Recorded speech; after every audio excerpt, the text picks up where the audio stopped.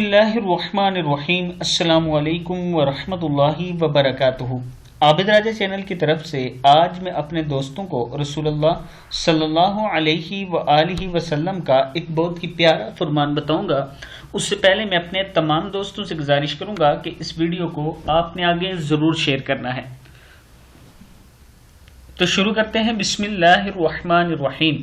میں نے حسن بن علی رضی اللہ تعالی عنہ سے پوچھا، آپ نے رسول اللہ صلی اللہ علیہ وآلہ وسلم سے کیا چیز یاد کی ہے؟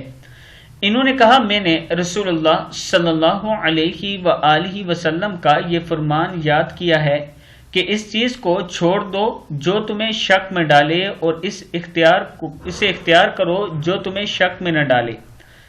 سچائی دل کو مطمئن کرتی ہے اور جھوٹ دل کو بے قرار کرتا ہے اور شک میں مبتلا کرتا ہے۔ کتاب کا حوالہ یہ نیچے موجود ہے، آپ دیکھ سکتے ہیں، حدیث نمبر بھی یہ موجود ہے۔